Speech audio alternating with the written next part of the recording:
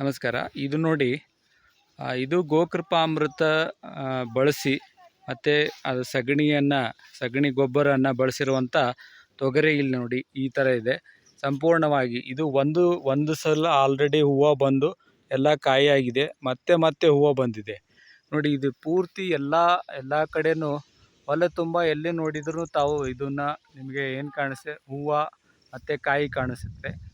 ಅದರ ಪಕ್ಕದಲ್ಲೇ ನಿಮ್ಗೆ ತೋರಿಸ್ತೀನಿ. ಇದ್ರ ಪಕ್ಕದಲ್ಲೇ ಒಂದು ಮಧ್ಯದಲ್ಲಿ ಕಾಲ್ನಡಿಗೆ ಇದೆ. ಕಾಲ್ನಡಿಗೆ ಪಕ್ಕದಲ್ಲೇ ಇದೆ ನೋಡಿ, ಇದು ಕೆಮಿಕಲ್ ಇರುವಂಥ ತೊಗರೆ ಇದೆ. ಈ ತೊಗರೆಯಲ್ಲಿ ನೋಡಿ ಹೂ ಏನೂ ಇಲ್ಲ, ಗ್ರೋತ್ನೂ ಇಲ್ಲ, ಮತ್ತು ಕಾಯಿ ಆಗಿದೆ. ಅದರ ಅಷ್ಟು ಪ್ರಮಾಣದಲ್ಲಿ ಈ ಭಾಗದಲ್ಲಿ ಏನು ತೊಗರಿ ಇದೆ ಆ ಥರದ ಹೂವು ಮತ್ತು ಹೈಟ್ ಗ್ರೋತು ಯಾವುದೇ ಥರದಿಲ್ಲ. ಗ್ರೀನ್ನೆಸ್ಸನ್ನು ಕಡಿಮೆ ಇದೆ. ತಾವು ನೋಡ್ಬೋದು ಇಲ್ಲಿ ನೋಡಿ.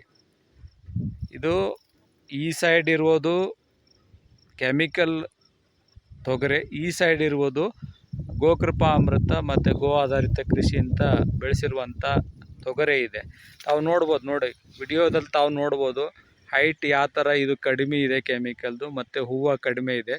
ಈ ಸೈಡ್ ಇರುವುದು ಗೋಕೃಪಾಮೃತ ಬಳಸಿರುವಂಥ ತೊಗರೆ, ಮತ್ತು ಹೂ ಸೆಟ್ಟಿಂಗ್ ತುಂಬ ಚೆನ್ನಾಗಿ ಬಂದಿದೆ ನೋಡಿ. ತಾವು ಎಲ್ಲಿ ನೋಡಿದ್ರು ಹೂವು ಕಾಯಿ ತಮಗೆ ನೋಡ್ಬೋದು ತುಂಬ ಚೆನ್ನಾಗಿ.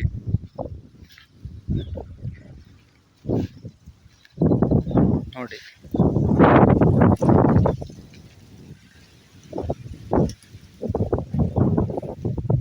ಪೂರ್ತಿ ಹೊಲ ಆ ಥರ ಸಾಸಿವೆ ನೋಡಿದ ಆ ಥರ ಕಾಣಿಸ್ತಾ ಇದೆ ನೋಡಿ. ಪೂರ್ತಿ ಯೆಲ್ಲೋ ಕಲರ್ ಹೂವು ಎಲ್ಲ ಪೂರ್ತಿ ಹೊಲ ತುಂಬ ಎಲ್ಲ ಯೆಲ್ಲೋ ಕಲರ್ ಇದೆ.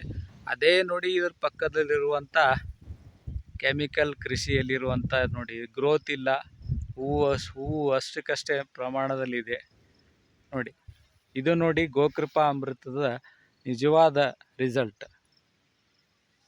ರೈತರು ರಾಸಾಯನಿಕ ಮುಕ್ತ ಕೃಷಿ ಮಾಡಬೇಕು, ಜನರಿಗೆ ರಾಸಾಯನಿಕ ಮುಕ್ತ ಅನ್ನವನ್ನು ಕೊಡಬೇಕು, ರೈತರು ಸಮೃದ್ಧ ಭರಿತ ಆಗಬೇಕು, ಯಾವುದೇ ರಾಸಾಯನಿಕ ವೆಚ್ಚ ಆಗಬಾರ್ದು.